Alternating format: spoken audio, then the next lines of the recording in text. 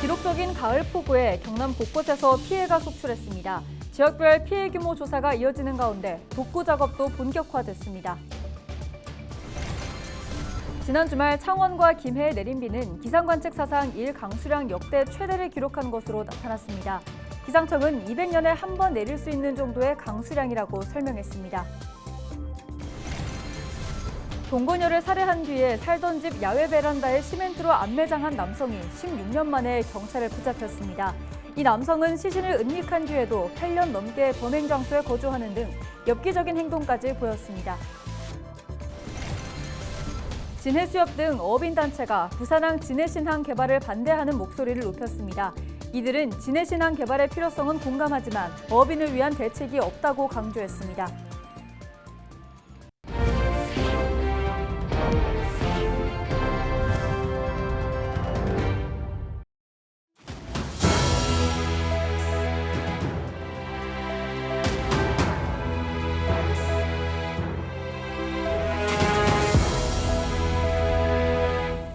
시청자 여러분 안녕하십니까? 헬로티비 경남 뉴스입니다.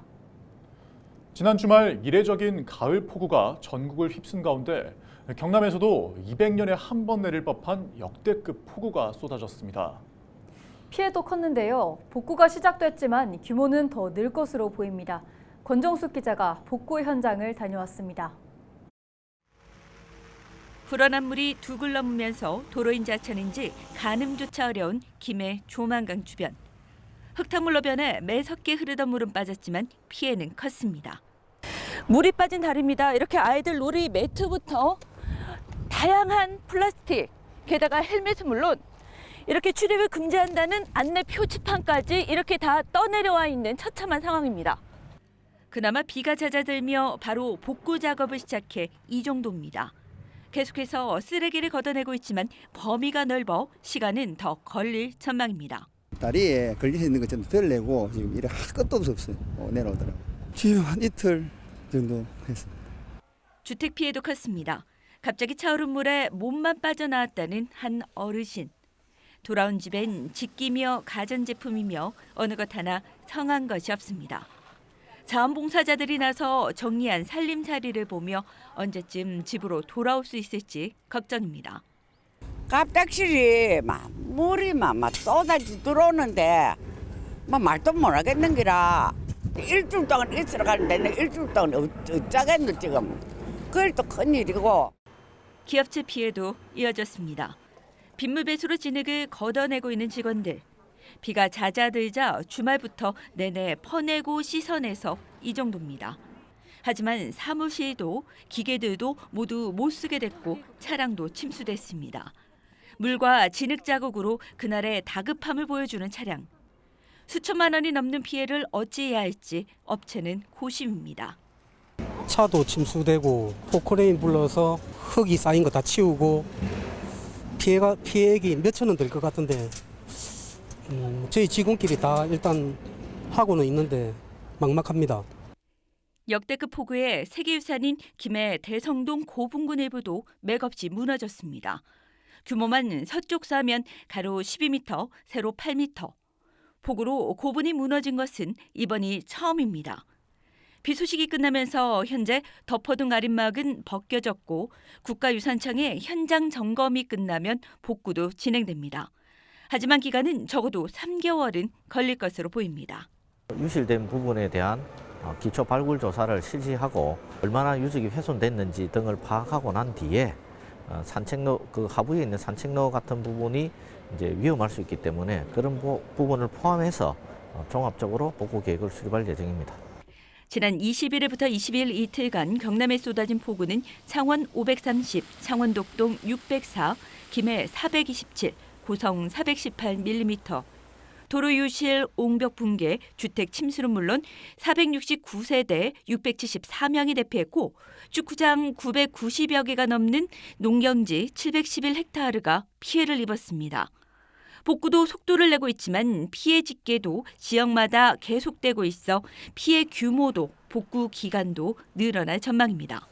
헬로티비 뉴스 권정숙입니다. 경남뿐 아니라 부산에서도 이번 폭우로 크고 작은 피해가 발생했습니다. 특히 한 도시철도 공사 구간에서 대형 땅꺼짐 현상이 발생했는데요. 도로 곳곳이 파손되는 등 200여 건의 피해가 있었습니다. 보도에 김한식 기자입니다. 대형 크레인이 도로에 패인 구덩이에서 5톤 트럭을 건져 올립니다. 지난 21일 집중호우 당시 부산 사상구의 한 도로에서 발생한 땅꺼짐 현장입니다. 세로 10m, 가로 5m, 깊이 8m 크기의 구멍에 화물차 2대가 빠진 겁니다. 사고 당시 시간당 60mm의 물폭탄이 쏟아져 집중호우가 원인으로 추정됐습니다. 하지만 땅꺼짐 현상이 이번에 처음 일어난 건 아닌 것으로 드러났습니다.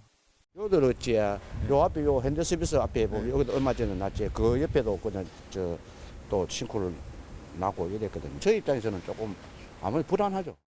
주민들의 말처럼 올해에만 이 일대에서 8차례나 땅꺼짐이 발생했고 지난해까지 포함하면 무려 11차례나 되는 것으로 나타났습니다. 공교롭게도 도시철도 사상 하단선 공사 구간이었습니다. 이처럼 빈번하게 땅꺼짐 현상이 발생하면서 지난달 이른바 GPR 탐사 기법을 이용해 도시철도 공사 전 구간을 대상으로 집안 전수조사를 실시했습니다.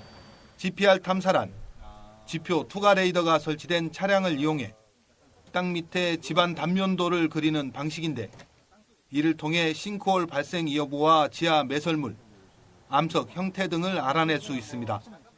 이번에 사고가 난 도로도 조사 대상에 포함됐지만 땅꺼짐 발생 조짐을 사전에 알아채지는 못했습니다.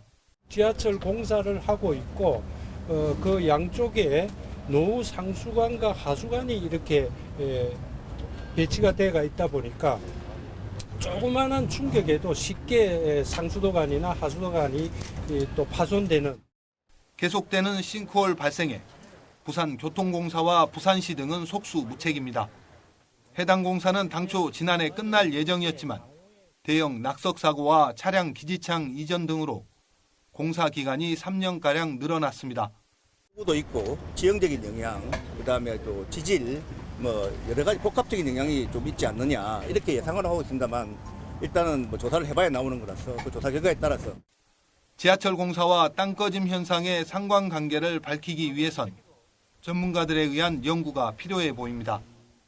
이와는 별도로 지난 21일 부산 지역을 강타한 집중호우로 부산 진구의 한 도로와 주택 일부가 무너져 내리고 기장군의 한 도로 150m 구간이 파손됐다 복구되는 등 200여 건이 넘는 피해가 발생해 복구가 진행되고 있습니다. 헬로티비 뉴스 김한식입니다. 지난 주말 창원과 김해에 내린 비의 양은 기상관 측 사상 1강수량 역대 최대를 기록한 것으로 나타났습니다. 지난 21일 창원에서 기록된 비는 평균 397.7mm며 특히 창원시 마산합포구 덕동동에는 이틀 동안 600mm가 넘게 내렸습니다. 이는 1강수량 역대 20번째며 창원 기상관 측 사상 하루 최대 강수량입니다. 또 김해에서 기록된 평균 368.7mm도 김해 기상관 측 사상 하루 최대 강수량을 보였습니다. 기상청은 기록적인 가을 폭우를 두고 200년에 한 번 내릴 수 있는 정도의 강수량이라고 설명했습니다. 이번 비의 원인은 태풍급 열대저기압의 영향으로 분석됐습니다.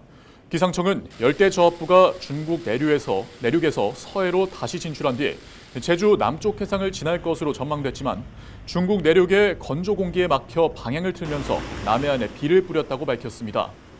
특히 열대저압부가 우리나라에 근접하면서 북태평양 고기압과 함께 고온다습한 공기를 공급했고 북쪽에서 내려오는 찬 공기와 강하게 충돌해 호우로 이어졌다고 덧붙였습니다. 동거녀를 살해한 뒤에 살던 집 야외 베란다에 시멘트로 안매장한 남성이 16년 만에 경찰에 붙잡혔습니다. 이 남성은 시신을 은닉한 뒤에도 8년 넘게 범행 장소에 거주하는 등 엽기적인 행동까지 보였습니다. 보도에 표영민 기자입니다. 양산의 한 원룸으로 경찰이 들이닥칩니다. 지난 2008년 거제에서 동거녀를 살해하고 사체를 은닉한 혐의를 받는 50대 A씨가 경찰에 체포됐습니다. 살인, 사체 은닉 혐의로 체포하겠습니다. 변호사를 선임할 수 있는 권리를 들키지 않을 것 같던 범행이 드러난 건 16년 만입니다. 당시 A씨가 거주했던 원룸의 집주인이 지난달 누수 공사를 위해 콘크리트 구조물 파쇄 작업을 하던 중 시신이 담긴 여행용 가방이 발견된 겁니다. 경찰 조사에서 A씨는 2008년 10월쯤 당시 5년 동안 함께 살았던 B씨와 말다툼을 벌이다 둔기로 B씨를 때려 숨지게 했다고 진술한 것으로 알려졌습니다. 또 범행 사실을 숨기기 위해 살던 집 야외 베란다에 벽돌을 쌓고 시멘트를 부었습니다. 시멘트, 벽돌 등을 이용을 해서 캐리어 가방에 그 사체를 집어넣은 후에 베란다라고 볼 수 있죠. 베란다 곳에 캐리어를 넣고 벽돌을 세워가지고 위장을 한 것으로 그렇게 보고 있습니다. A씨는 B씨 가족의 실종 신고로 2011년 참고인 조사를 받았지만 통화 기록 등 자료 확보가 어려워 사건은 그동안 미제로 남았습니다. 경찰은 A씨를 상대로 정확한 범행 동기를 파악한 뒤 살인 혐의를 적용해 송치할 예정입니다. 헬로티비 뉴스 표영민입니다. 진해수협 등 어업인단체가 부산항 진해신항 개발을 반대하는 목소리를 높였습니다. 진해수협과 부경신항수협, 마산수협 등 관내 6개 수협 소속 어업인 1000여 명은 23일 오후 2시 진해수협 앞에서 대규모 걸기대회를 열었습니다. 이들은 진해신항 개발의 필요성은 공감하지만 신항이 진해만에서 개발되면서 지역 최대 황금어장이자 천혜의 바다 생태계를 간직한 대규모 조업체가 상실됐다고 주장했습니다. 그러면서 사업 시행자 측은 정부 시책으로 추진되고 있다는 명분으로 어업인의 생존권 마련 없이 원론적인 대응으로 방관하며 사업을 진행 중이라고 말했습니다. 이어 이들은 정부의 어업 손실 보상 등 대책을 마련하고 경상남도와 창원시에 신항지원 특별법을 제정하라고 촉구했습니다. 23일 창원 스포츠파크 만남의 광장에서 제12회 경상남도 친환경 농업인 대회가 열렸습니다. 지구를 살리는 농업, 커져라 친환경으로란 주제로 열린 이번 대회에서 2024년 친환경 생태 농업대상 시상식이 진행됐습니다. 개인 부문 대상에는 창녕군 김보순 씨가, 우수상은 김해시 박호성 씨가 수상의 영예를 안았습니다.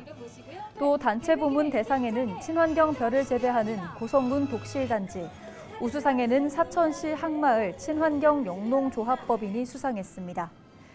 우수 시군평가에서는 고성군이 친환경 농업 육성교육 실적 등의 우수 사례로 최우수를, 이어서 거창군, 의령군이 우수와 장려를 받았습니다. 23일 부산시와 한국산업은행이 부산 전력반도체 소부장 특화단지 공동 육성을 위한 업무 협약을 체결했습니다. 이날 협약 체결로 부산시와 한국산업은행은 전력반도체 특화단지 입주 기업의 안정적인 정착을 돕고 전력반도체 산업 생태계를 조성하는 데 협력할 계획입니다. 부산시는 소부장 특화단지로 지정된 부산 반도체 특화단지에서 고성능 화합물 전력반도체 생태계 조성을 위한 기반 시설을 구축하고 연구개발 등 정부 지원 사업과 다양한 시책을 추진할 계획입니다. 가야 고분군의 세계유산 등재 1주년을 기념한 국제학술대회가 23일 창원 컨벤션 센터에서 개막했습니다. 개막식에는 경남도 행정부지사와 경남 5개 시군 시장 군수, 이코모스 종교제의 유산위원회 위원장, 각국 전문가와 지역민 등 180여 명이 참석해 1주년을 기념했습니다. 이번 학술대회에서는 가야 고분군의 세계유산적 가치, 세계유산의 보존과 활용을 주제로 그리스와 중국, 일본 등 국내외 4개 국가 전문가들이 3일 동안 토론회장을 펼칩니다. 동대구와 창원, 가덕 신공항을 잇는 고속철도 건설 요구가 제기됐습니다. 창원시는 국토교통부를 방문해 5차 국가철도망 구축 계획에 동대구, 창원, 가덕 신공항 고속철도 건설 사업을 반영해 줄 것을 건의했습니다. 시는 서울까지 KTX 이동 시간만 3시간이 걸리는 등 수도권 접근성이 떨어져 산업인력 확보와 인구 유출 등의 어려움을 겪고 있다며 고속철도의 필요성을 강조했습니다.